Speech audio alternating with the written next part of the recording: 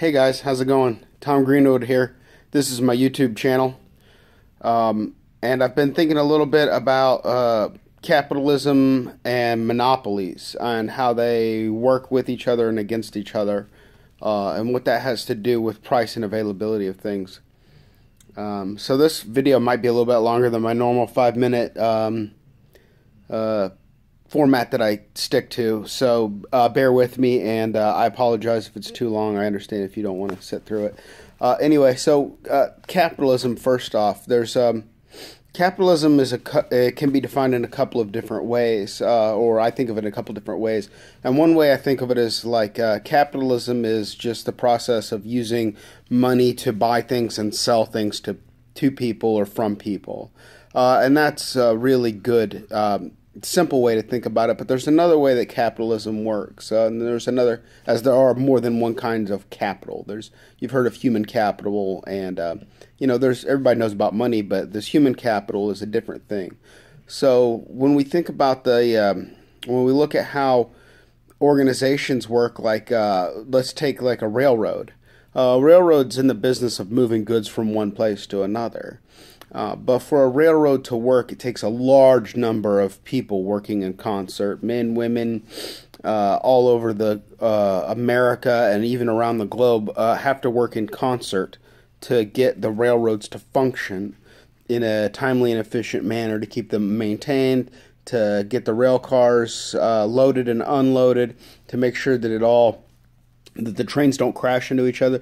So it takes a huge amount of individuals to make that happen, and money is the kind of, if you will, the electricity in the machine. It's the thing that pushes the machine. Perhaps it could be done without money, but we haven't got to that place yet. Anyway, that's a kind of capital. The coordination of a huge number of people. That's actually capital in action. It's not just inert capital, but it's live capital. And in order for any kind of good or service to come to market, it takes that kind of organization of people, of individuals, of money, of goods and services, all lined up to be able to make it run efficiently. And this is how we can get things like saltines for $2 when there's no way. Hi, snoring dog.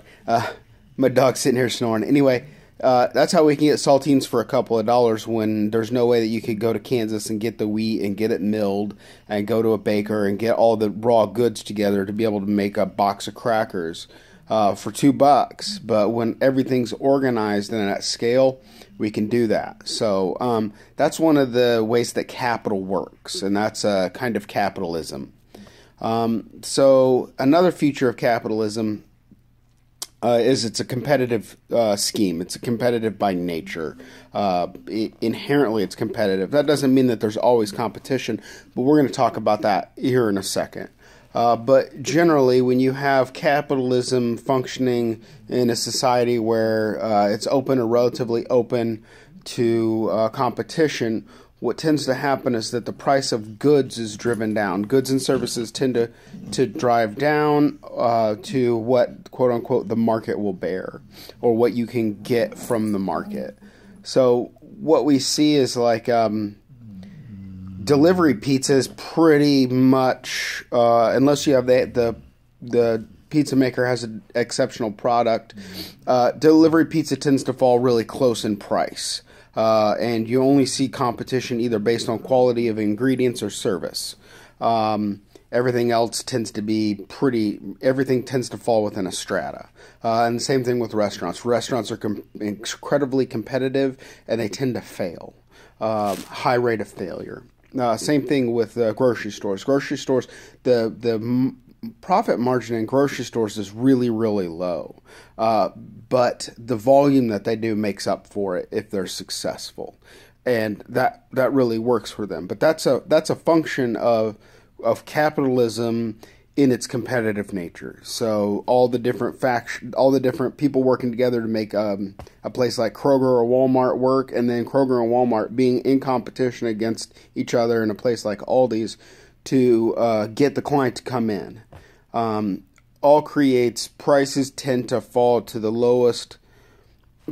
they tend to fall to a pretty low or pretty standardized price. There's some variation, of course, based on specific brand or location, etc., things like that. But in general, capitalism forces competition, which tends to make prices fall to a certain place. And you see that across all kinds of goods and services within a system of capitalism.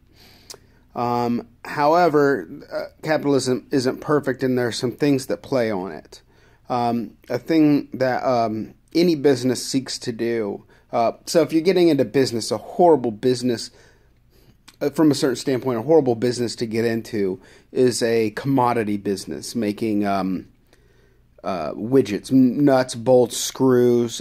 Think of any like very cheap item you could go buy at a hardware store. It's a horrible place to get into because the profit on that is incredibly low, and it's only by making volume that they manage to survive at all. But it's not a very profitable endeavor to get involved in a commodity. I mean, commodities are great and we need them, and it's part of what makes society function is the availability of standardized commodities. But it's a horrible place to be when you're trying to get into a money-making endeavor. So what every business seeks to do, if they can, is to create a monopoly. So monopolies have the effect of like creating, if capitalism is a river, monopoly is a dam. So goods and services want to tend to flow from providers to clients and back and forth. And that's just real rough. But what you get when you create a monopoly by, let's say by law, you get a manufacturer of drugs. They create a brand new drug, and they have a monopoly on that drug until their patent expires. Or other patent service providers. A real classic one that everyone knows about is the iPhone. For a while, Apple had the iPhone on lock, and they made a fortune because they created the iPhone. It was new. It had never been done. For a while, they had a monopoly on smartphones. So businesses tend to look for places where they can create monopolies or competitive advantages where their what would be seen as their competitors can't get into the marketplace with them. Monopolies are the best. So monopolies are really great for businesses. But they don't necessarily help the consumer, and they have a habit of eroding the safety and well-being of workers historically. So when you have a monopoly, as a business, it's a great position to be in, but there's some caustic effects on the environment of the workers and the client. But that's kind of the way it works. So you have capitalism tends to force prices down as low as they'll go because there's more and more competition within a marketplace. But when there's a monopoly, that's where you get really rich. That's where you see wealth created, like obscene wealth is when you have a monopoly on a thing because there's no competition. You can charge whatever you want, and everything tends to stack right up. It's like creates a dam on the flow of money, and so, what's that got to do with anything? When we look at things like, well, most recently in the news is there's in the world is there's been shootings in schools, and the media has seized upon these as things, and they've sensationalized them. And these are horrible things. Don't get me wrong. I'm not saying that it's not a horrible thing that happens when a person goes into a school and shoots a bunch of people. Okay, that sucks, and anybody that does that's an asshole, and I hope they burn in hell. But what happens is when you get a thing like a government creating laws that restrict the way a thing can operate, like that there'll be a restriction on the way guns are. The guns that are on the market become incredibly valuable. The perception that there will be a restriction on firearms is a wonderful thing for people that are firearm manufacturers. It's actually a great environment for them, and that's just a kind of a function of monopoly, or the perception of monopoly or scarcity. So monopoly tends to create scarcity in the marketplace, which is how they make money. and it's just a thing that all businesses seek to do.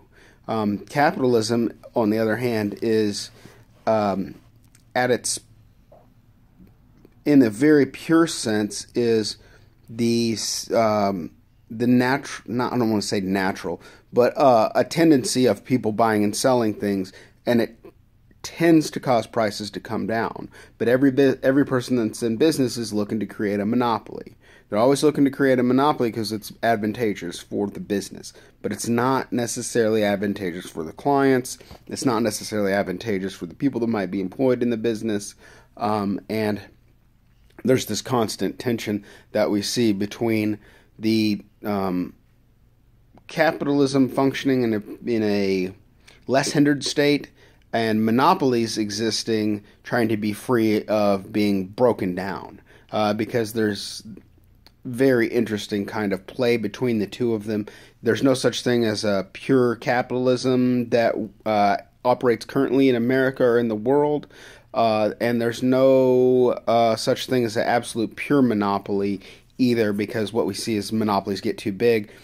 Things like Ma Bell getting broken up into a bunch of Baby Bells. Whenever there's a monopoly on anything that's too big, the governments tend to step in and break them up because they become too detrimental to the populace.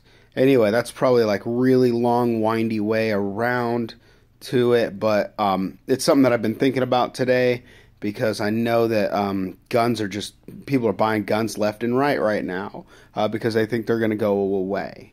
And that when there's assault weapon style bans, like there was when I was a teenager, the value of high capacity magazines was way up because nobody could like legally make them anymore. So whatever was on the market was on the market, so it made them very valuable. There was a monopoly because of scarcity or appearance of scarcity. When that appearance of scarcity, or anyone can make them, what we see is value drops, cost drops. So yeah, that's